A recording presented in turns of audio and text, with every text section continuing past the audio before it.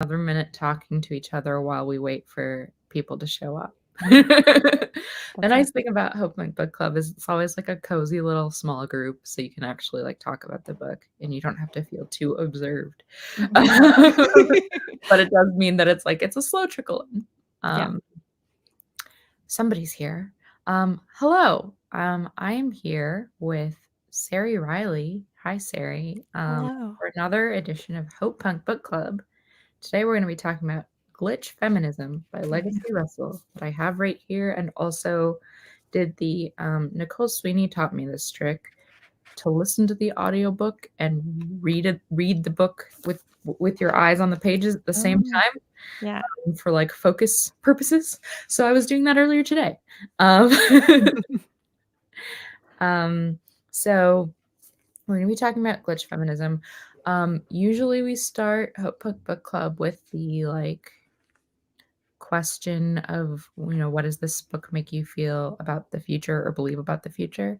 But I guess this one is a little bit of a different pick because instead of being picked by Patreon people, you picked this, Ceri.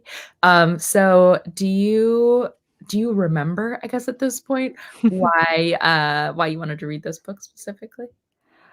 Vaguely. I think you pitched me the theme of like online communities thinking about the internet. And I remember this came up on some sort of reading recommendation to me or a friend to recommend. I have no idea how it ended up in my notes app, but people tell you to like watch or read things, and I do genuinely write them down. Mhm. And I've never read a manifesto before. Mhm. It is a new genre of book for me. Yeah. And I think that is always fun, like exploring a different written medium in addition to like the content of it.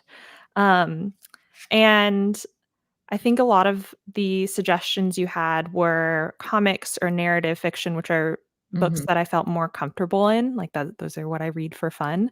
And this felt like I want to have a friend to talk about it with because I'm not sure how I'll feel after I Yeah. read it. Um, because it's like very like a tour of art. It became like a tour of artists and a tour of ideas, and a lot is thrown at you. Mhm. And at I think throughout the book, I was like, this is interesting. I agree. I disagree. I'm not sure what my feelings are. Yeah. And so I think knowing that it was a manifesto heading into it and I don't have experiences with those, this felt like the perfect moment to Yeah. figure that out Yeah. and do it on camera, I guess, with with a pal. Yeah. Yeah. No, I totally um I while I was reading this, I was like, I am so glad that I have somebody to talk about this with because I am thinking a lot. Um, Mhm. and you're right, like a lot of the books that I read with people in this book club are like they're meant to sort of expand our imaginations, but they are expanding them in a way that I can sort of predict or that I am comfortable with or that I am like aligned to in ways that I already know going in. So I'm like, oh, this is a book that will make me feel um like more uh, clarified in a direction that I already think I'm going. This book challenged me probably more than any that I've read for this book club, both in sort of like the writing style was like a little bit more academic, but Mhm. also that, Legacy Russell is making some really clear, like as you said, it's a manifesto, really clear sort of declarations on what she thinks is, uh, an exciting future or a better future or a liberated future. Some of which I was like on board with, and some of which I was like, "What?" Yeah. So yeah, so I guess maybe I'll put it to you first. What do you think this book made you believe about the future? Yeah, I think, starting with the things that I agreed with feels like the Mhm. safest place to delve into the discussion. I Yeah. think that there was a lot of, I mean, it's like we're humans, and so we're comforted by reading or experiencing media that reinforces our beliefs. So when Yeah. Legacy was talking about how you can explore identity on the internet and how you can build community on the internet, and like that online spaces are an extension of real life and that's not a different thing, then that was really reinforcing. Um, my favorite chapter was Glitch's virus. Mine Um, too. really?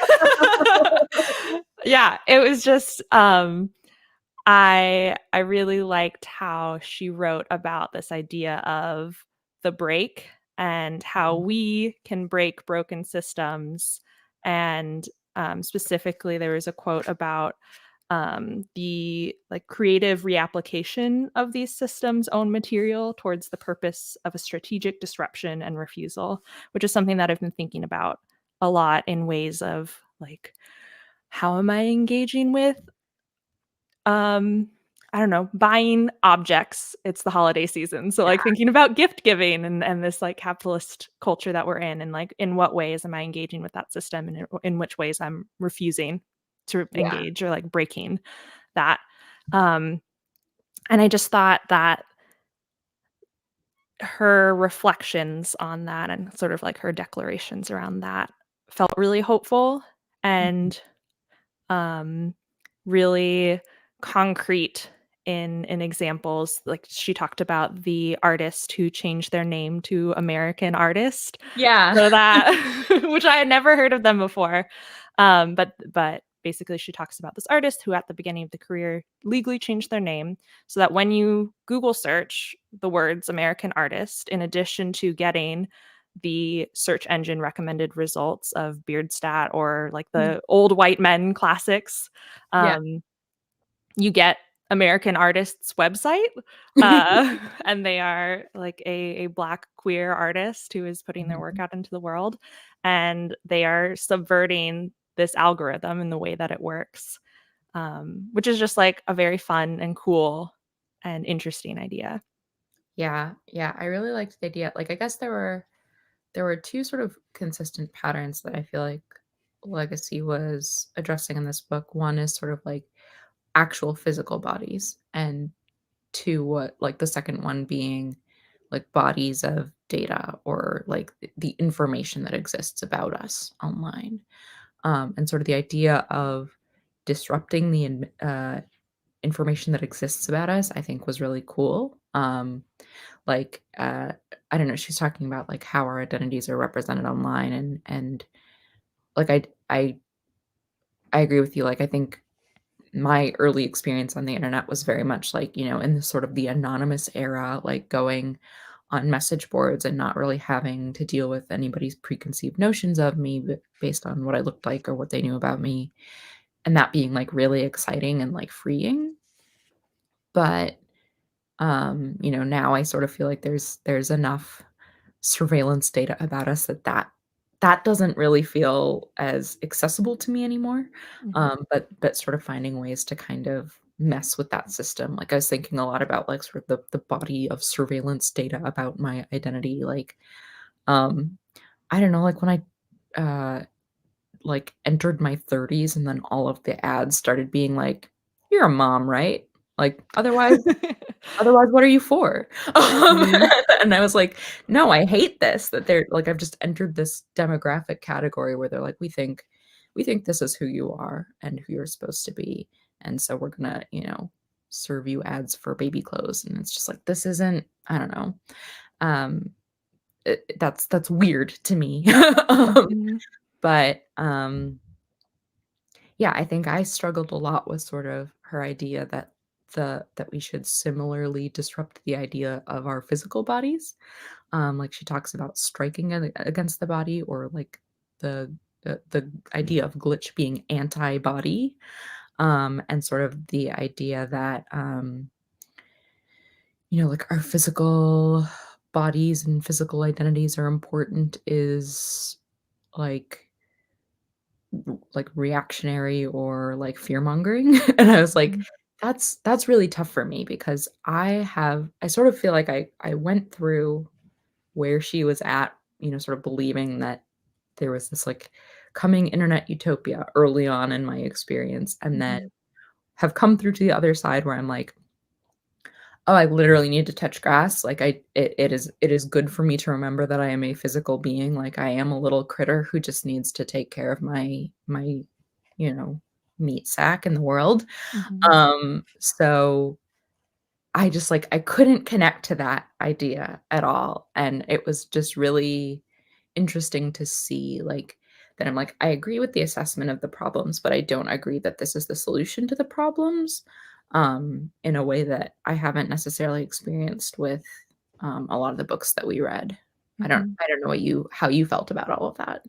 Yeah, I think I felt that disconnect too, and I almost felt sometimes an inconsistency from chapter to chapter about what belief she was declaring, and maybe this is, like, inherent in trying to make predictions about the future and what Yeah. is the best world, where I feel like at some points when talking about mobilization, she really emphasized that communities online are equally as important as forming communities offline, and that was really dissonant with this idea that Mhm. Glitch is antibody, Yeah, because you need to take care of your physical self in order to be present in your physical communities, and yeah. so many of the ways that we show up for each other are physical, not Mhm. just, um not verbal, not like communication is a part of it, but there are other ways to communicate other than that, and maybe this is, Yeah. like, her perspective as an artist where,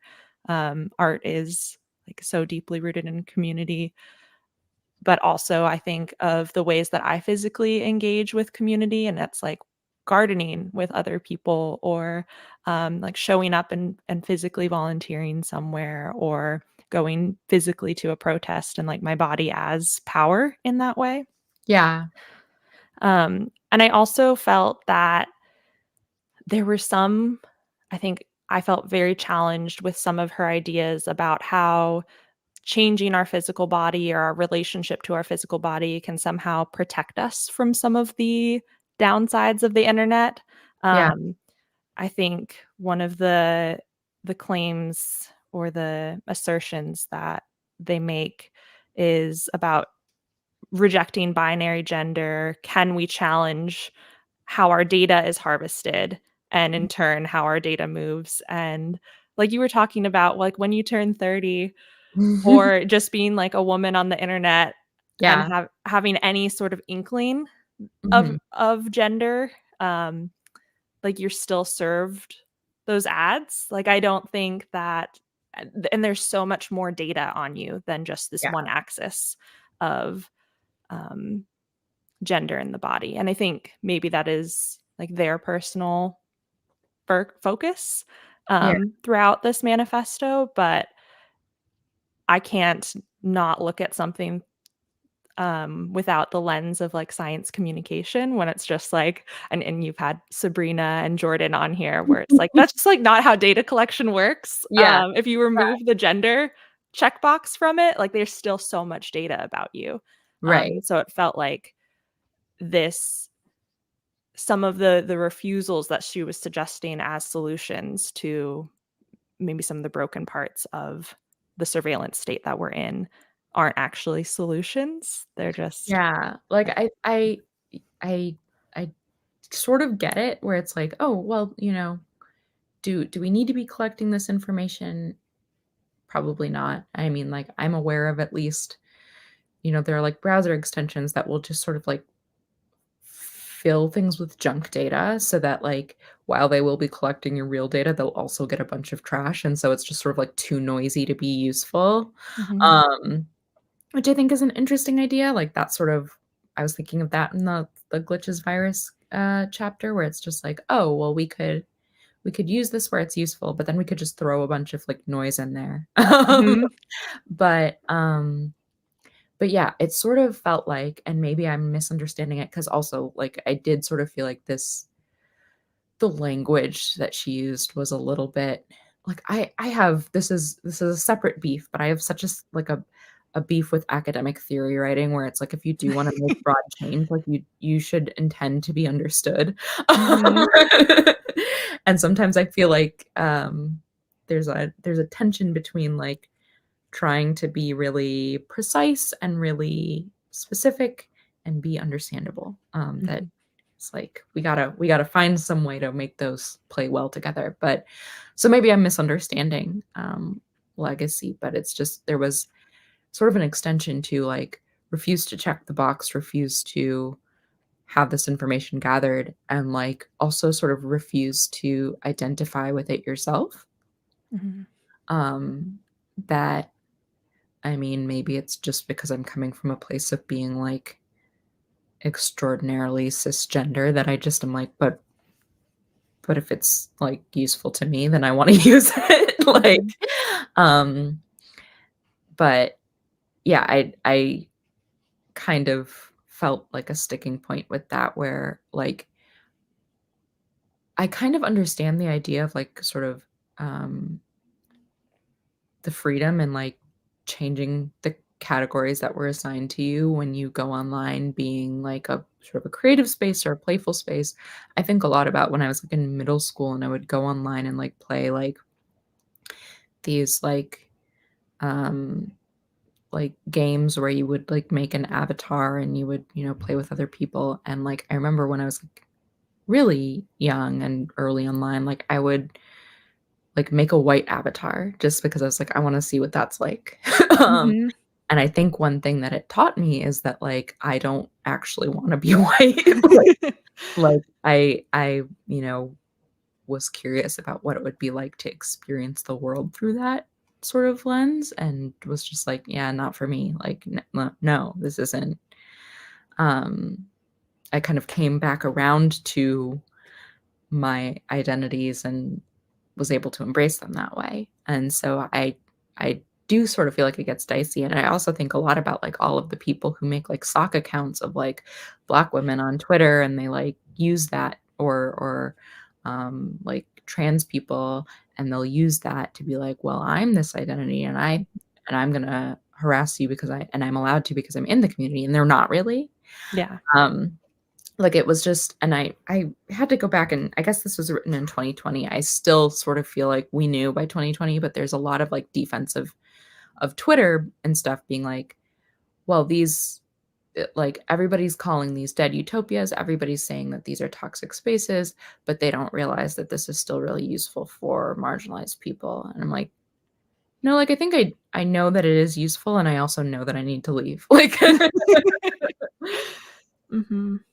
Yeah, yes, I agree with all that, and I think that this is ultimately a super optimistic book, Yeah, and I think I struggled with that w given my own, like, mixed feelings about the internet yeah, in, um and maybe that's, like, a nature of if you're going to assert that the internet is good, you go all in, yeah, uh, and you're like, "This even if it's not a utopia, like, we're gonna emphasize throughout this all the ways that a platform like Twitter are great in yeah, case someone picks this up only having a negative opinion." But I think it's, like, interesting because maybe more than the average I don't know who the average reader of Glitch Feminism is, but yeah, I would we might be, like, more online than them and have experienced a lot of these things on our own, yeah. as opposed to just, like, reading about them like an academic or like an artist, like, peering into someone else's world. Yeah, that I was thinking about that too. I'm like, who is the audience for this? Because it sort of feels like to me like an in-group conversation, but I don't know who the in-group is. Like, I think a lot about like in-group conversations, out-group conversations. I feel like, we talk a lot about it in the queer community where it's like, well, among each other, we can talk about all these problems, but to everybody else, we need to act like it's all good because we don't, it's like, I can say this about my family. You can't say this about my family. Or like when I was working in um, sort of social media based activist spaces, I was like constantly, insisting online action is real. There's no difference between, it's not slacktivism. This is, a valid form of expression and engagement. And then to other people who worked in the space were like, did we do did we make everything worse? Like, but, you have to kind of have a different, you know, e different story for a different audience because, um, you sort of need to protect the thing that you know more about. And this sort Mhm. of felt like, um, yeah, since we've both been extremely online for so long, it sort of feels like, this is what I would have said in 2010 when I was like, starting up my YouTube channel and being like, all right, this is going to change everything. We're democratizing information, blah, blah, blah. And now I sort of feel really disillusioned with that. And I think maybe the reason that this got my guard so up is because the only people that I hear in sort of the public space talking about the internet with this kind of optimism are people who are, invested in like AI, cryptocurrency, all of these things where they're saying like, this is going to change everything, guys. And I'm like, I think it's a scam. Um, and so it's like it's hard to separate somebody who's like, "I'm trying to do this," to like, I think this is still gonna be really great for queer people and people of color, but sounding like Elon Musk. Like, I don't know, Mhm. like, it's just really hard to divide that out personally. Yeah. Yeah, I think there's definitely a, like, romanticization almost of that exploration of identity, and I it feels almost like yeah, like you were saying, and maybe this is just me repeating you now, like the beginning of a conversation, like an earlier version of, "Here are how" like, saying in words that we like queer people, people of color, mixed race people, people who are like figuring out their place in the world and who don't necessarily fit within a binary and who disagree with these systems that want to put people into boxes and continue oppressing the oppressed can Mhm. find communities online and can carve out spaces and can create an internet that is better for us. Um, but the actionable strategies for doing so are things that already exist and kind of all have those caveats of, well, Twitter can be a great place to find people who are unlike you. And again, the 2020s, a lot can happen in 3 years. You can Yeah.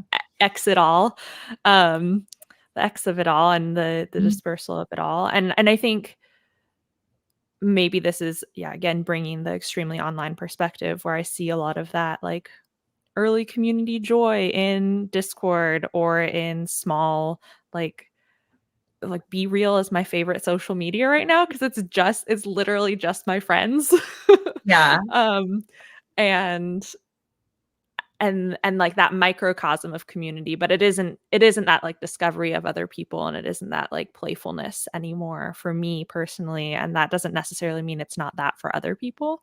But it's almost like a naive optimism that maybe we need more of, but I I maybe get worried about it when it comes to particularly like the most marginalized communities and like the level of vitriol that can be leveraged against people now too, where doxing is easier, where um, making these platforms so uninhabitable because these tools are evolving, because it's easier to create bots and spam accounts and hide your identity behind layers, but also discover things about other people.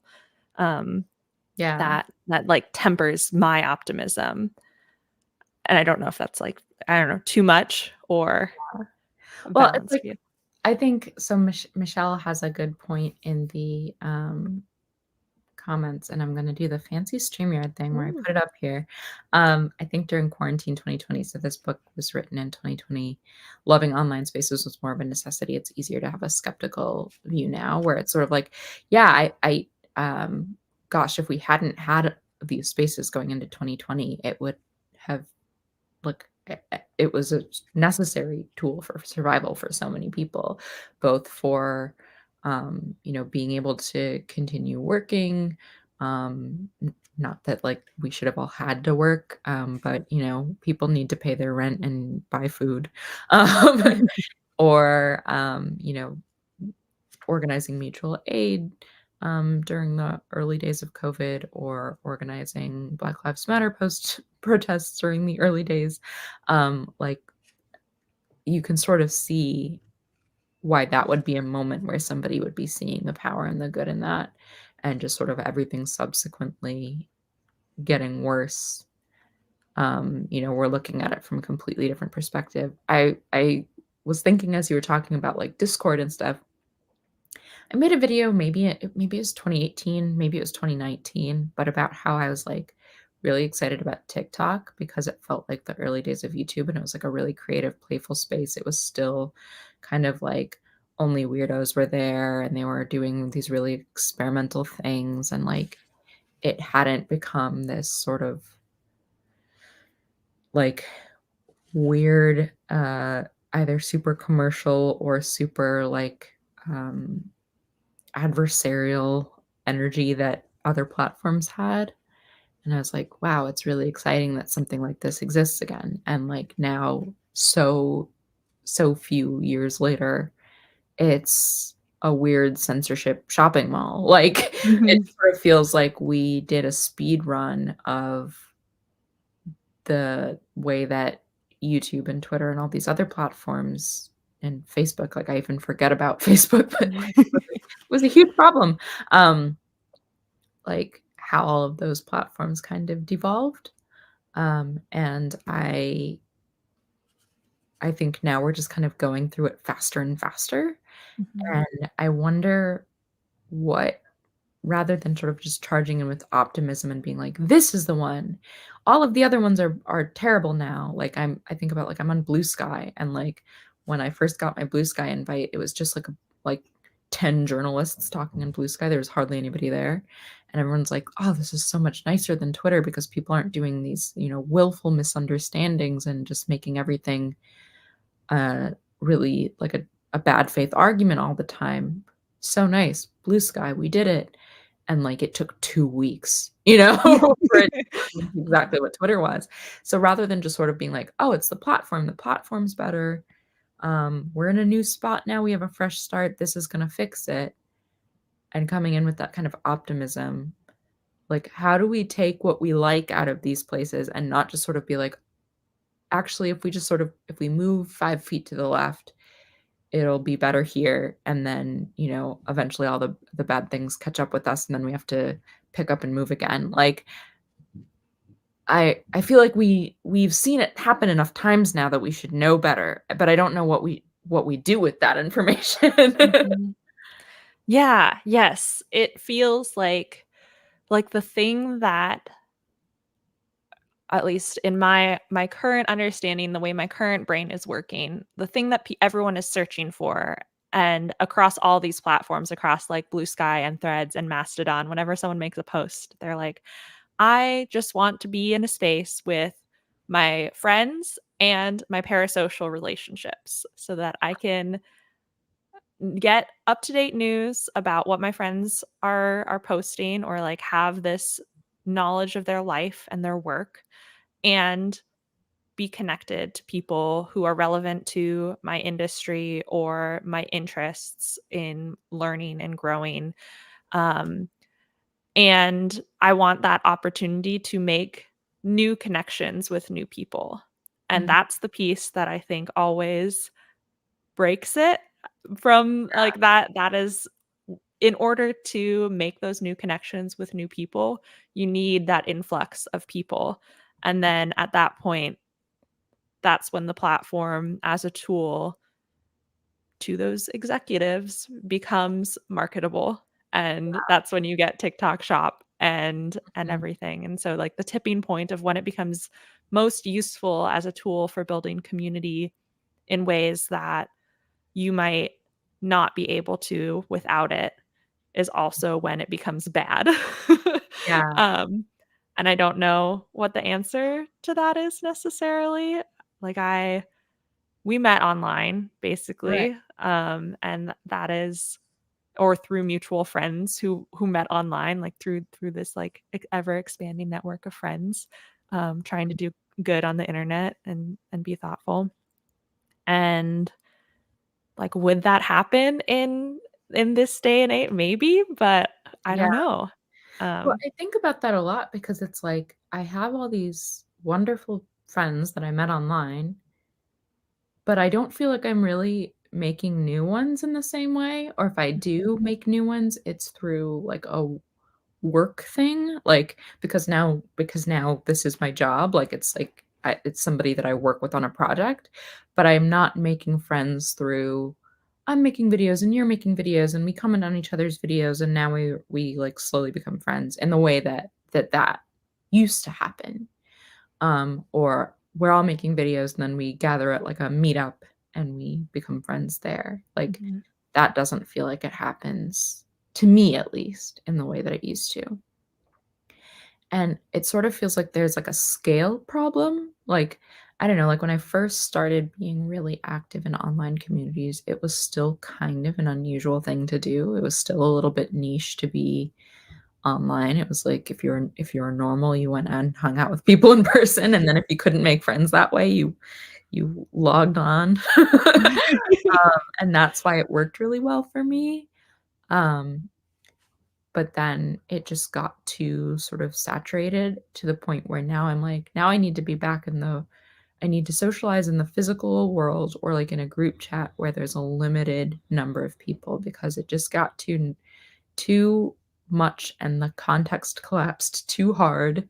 Um, and we just don't have the ability to like hold this many people in our minds at once in a way that like, I mean, I would hate it if I went to, like, an arena full of people and tried to have a conversation with them. It wouldn't work. Even at, like, a dinner party where there are, like, 8 people, you start to sort of talk with just your end of the table, like, mhm. um, that I think the fact that, like, there's a point where you have enough people that you can find your people, but then there are too many people. And, um and that keeps being the problem that we keep moving to new platforms and they as they scale up so that they can become profitable, it just sort of feels too much. Like, I've gone back I'm like a very active Tumblr user these days because it got so big and it got really weird and then everybody left, and so now it feels manageable again.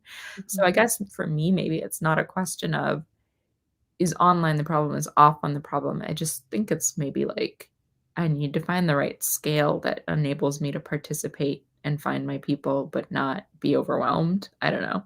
mhm.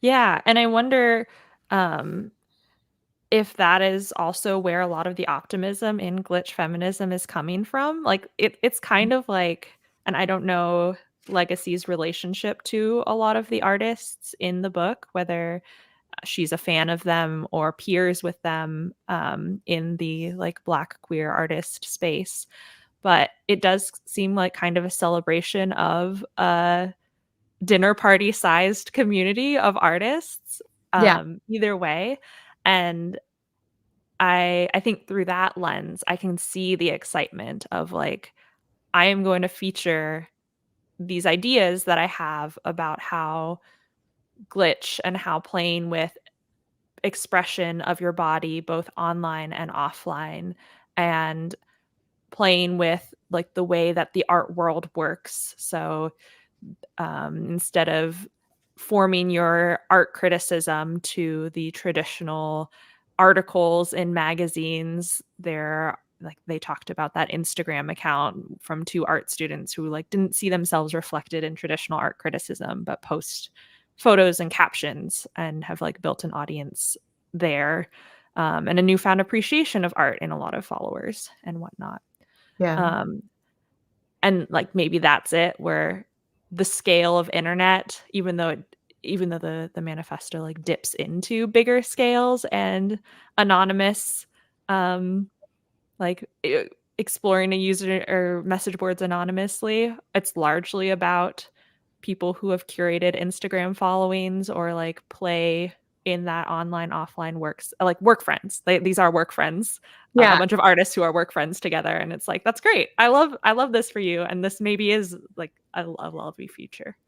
Yeah, I had never considered that until you said that, but that this could just be like, "Hey, here's my friends, they're doing some cool things. Here's the interesting things we've been thinking and talking about together." Like, I could write a I mean, not to diminish the work that goes into writing, I Yeah. could write a book about my internet friends and the cool things they do. Like, Mhm.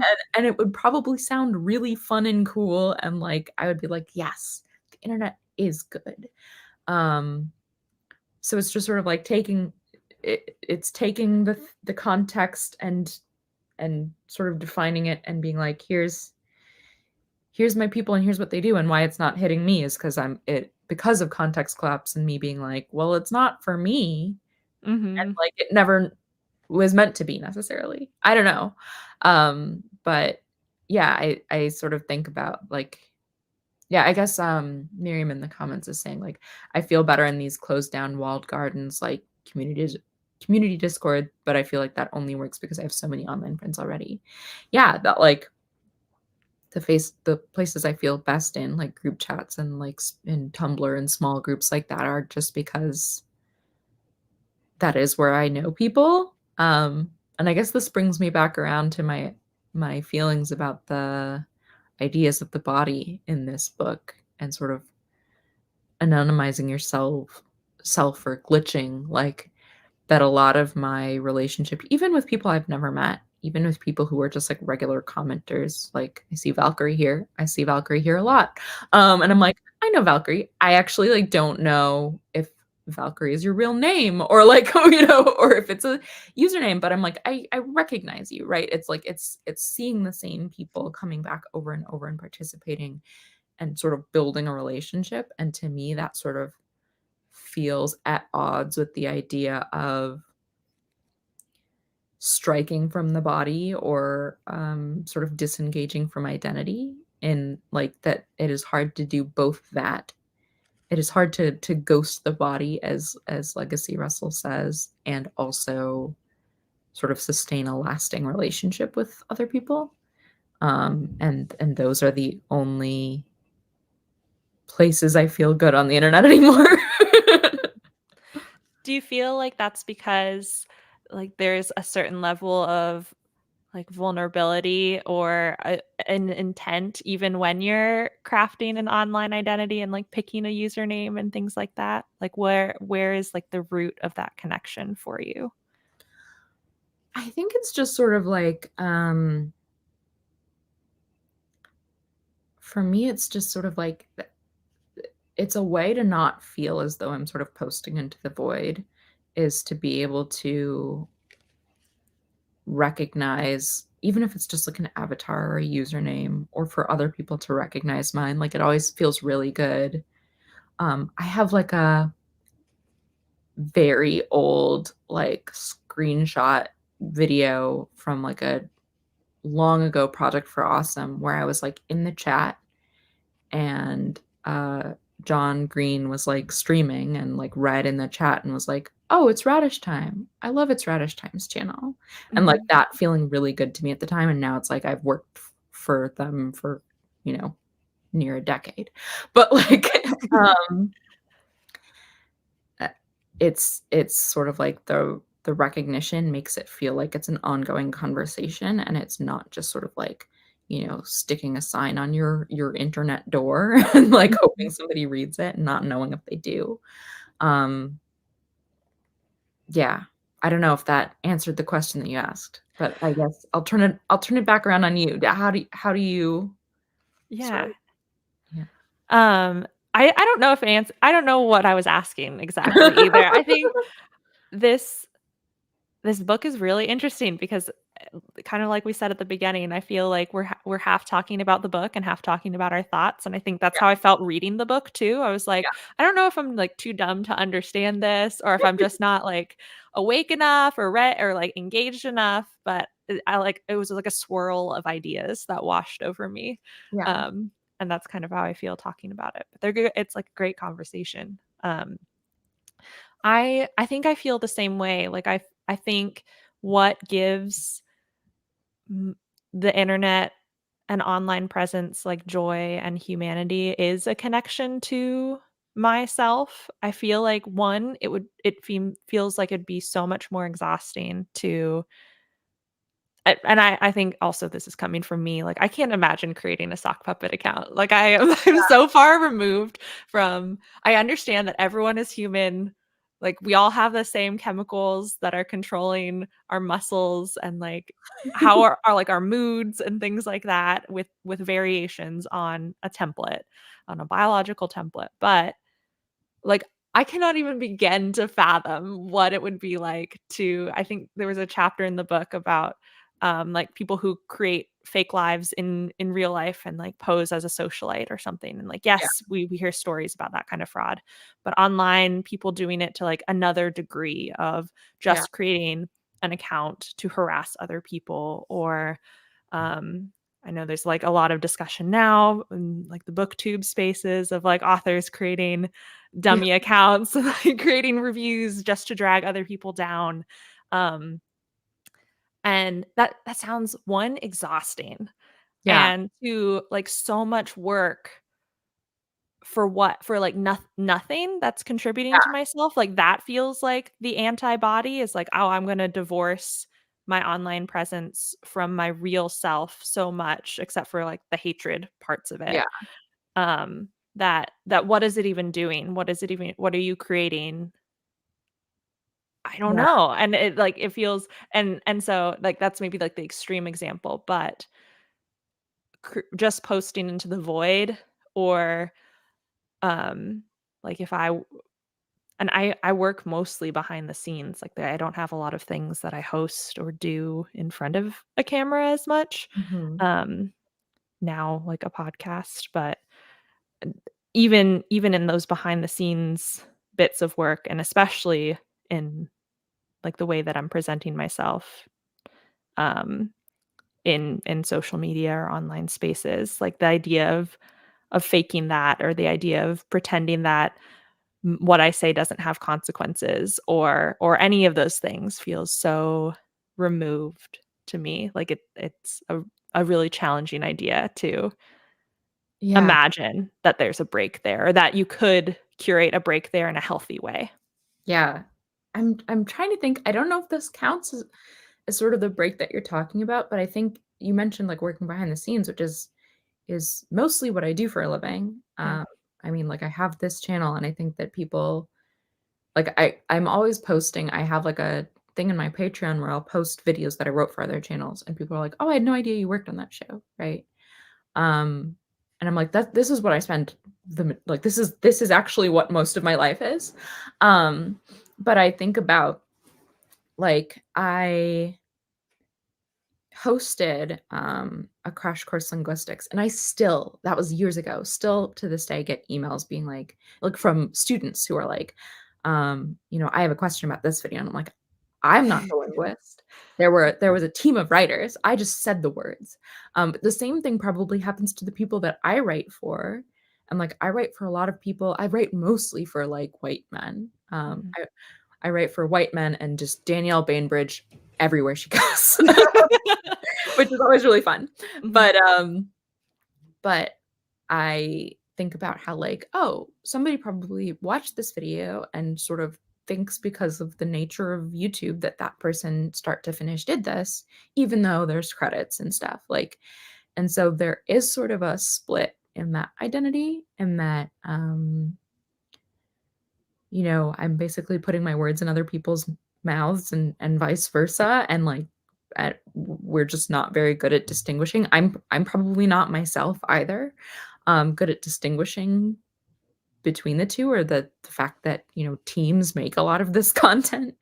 Mhm. So, like and in ways, like, that is sort of an intentional choice or an intentional sort of convention that we've, set up on YouTube, and, like, in some ways, I like it. I think it protects me. When I'm a writer, um, it's really nice to be able to just worry about, like, what is the story I wanna tell? What are the ideas I wanna get out into the world and not have to hear about, like, I don't like her vocal fry.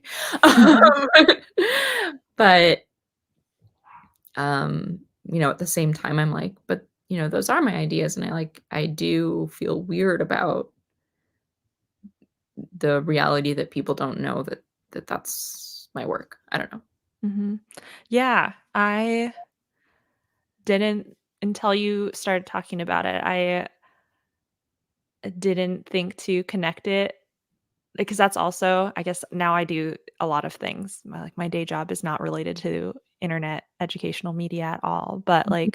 so much of what I've done and, I've written some things that are, close to personal statements of, Crash Course's response to COVID. That was just John being like, "I know it's really hard," using the first person Yeah. I, uh, and is that, I, Ceri Riley, or I, John Green?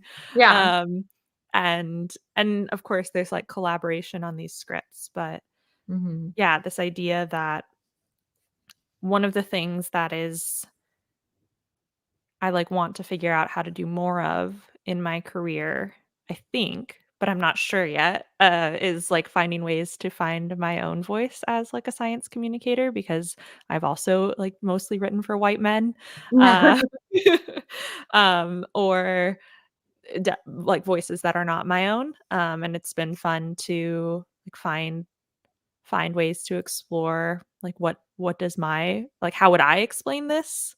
Um, or how do I think through ideas, which is something that I went to undergrad and I feel like all of school is either a combination of here's how to think in a very certain way and use certain language and that is deemed good and clear and academically professional.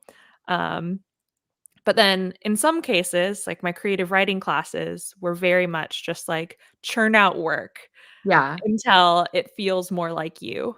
And Mhm. you kind of find your the way that you like to phrase things and the ways that you like to tell stories and the themes that you keep coming back to for whatever reason.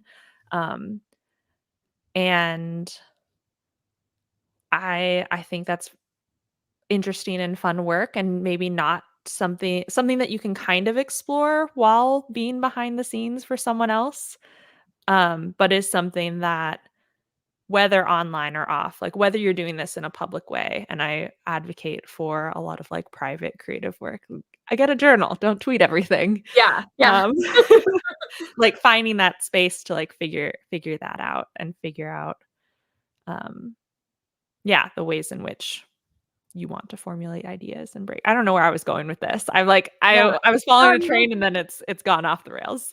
I get it though, because I feel like also, I have a writing degree. It wasn't like a creative writing degree. It was like writing, like, you know, like summaries of legal briefs. I don't know, but it was a lot of just do a lot of work until you know what your style is.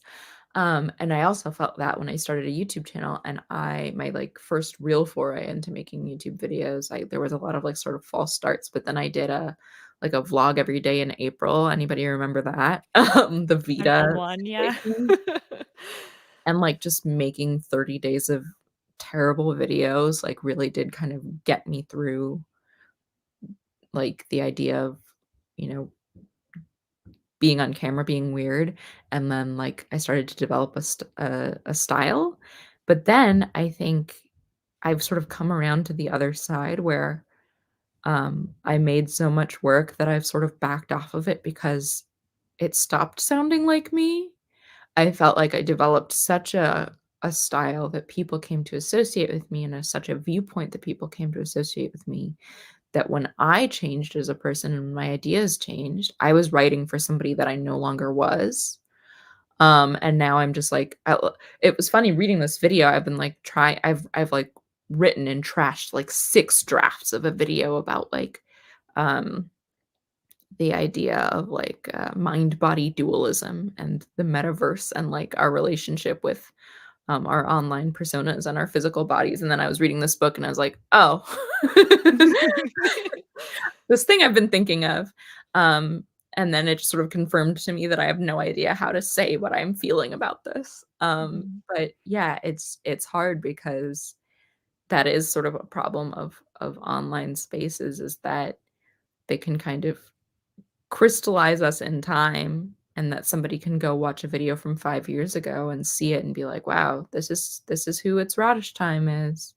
And that's not me anymore.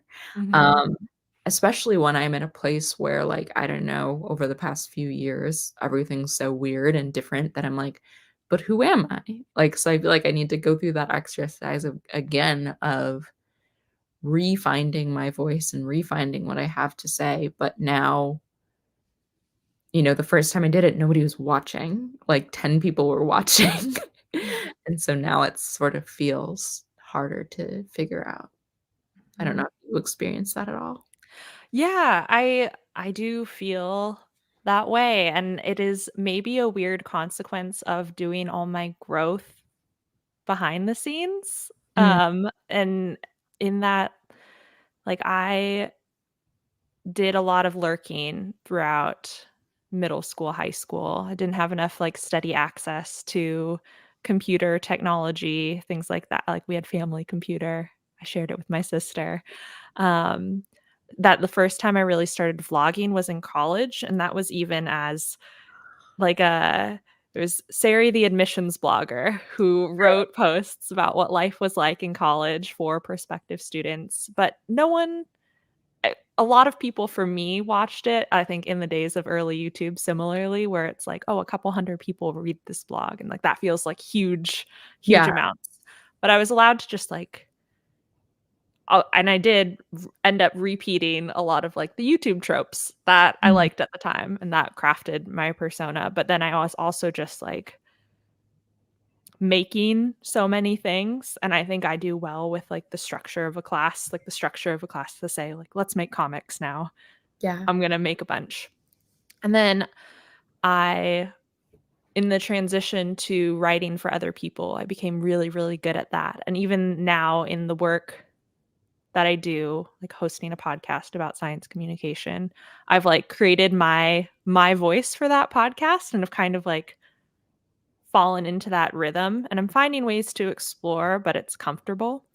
And yeah, I struggle so much with creating creative work for myself now. Like I did a lot of creative writing classes in college. Even though I didn't my like double major was in comparative media studies, so like internet everything. yeah. Um and and I wonder if I have a voice. And I know it's somewhere, but it's I think you tweeted at one point that we are all kind of like our own PR team in the face of the apocalypse or something like that, where I Yeah. feel like I don't know how to, like, explore publicly anymore in that way. I think that in the course of this conversation, you have talked me into agreeing with this book more, in which I'm like, "All right, well, now we just gotta glitch out of our online identities. We gotta ghost the body of work we've made, and and just sort of experiment and play unencumbered by the sort of selves that we've built online." Mhm. I don't think that that's exactly what Legacy Russell was getting at, but I've come around. Yeah. That's, like, our interpretation of it, which yeah, and that is maybe it. Because that's what she does push the whole book is, like, this experimentation of the Yeah, self. yeah. Well, Mhm. we're coming up on the hour here, so any other last thoughts that you didn't get a chance to share? I feel like we've sort of wrapped it up in a nice little bow. Then I'm gonna leave here and continue to think about this, but, anything Yeah. else?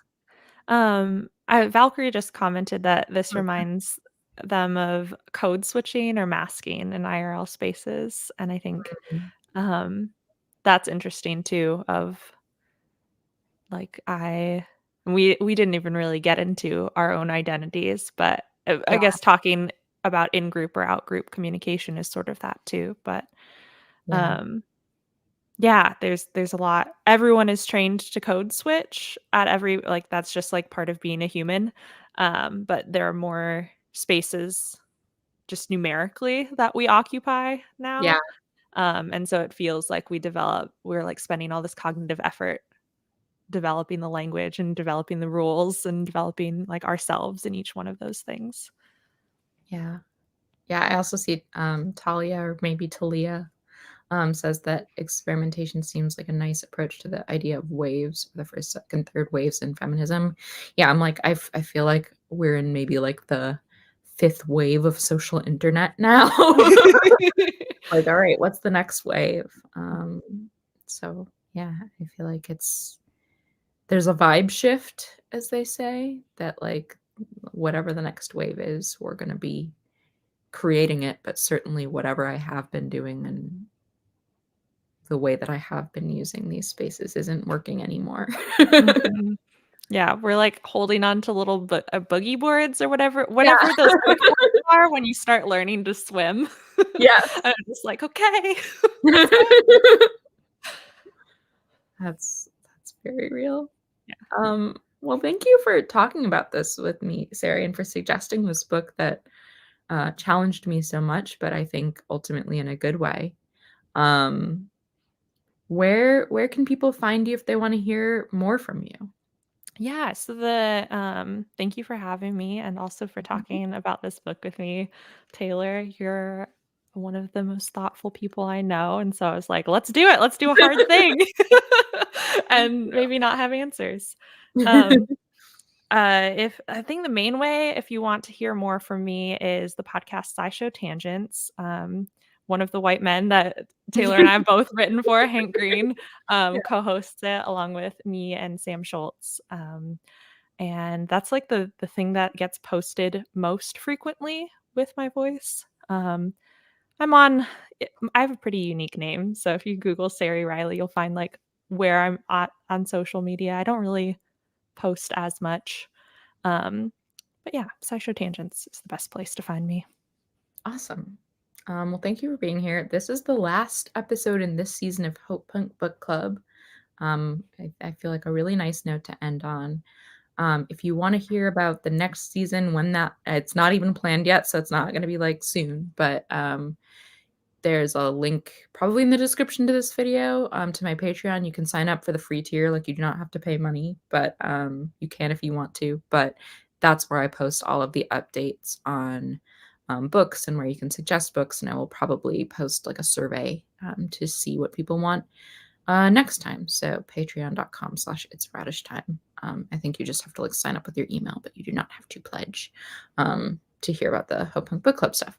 So thank you everybody, especially for dealing with my makeshift setup here since I am not in my usual streaming spot.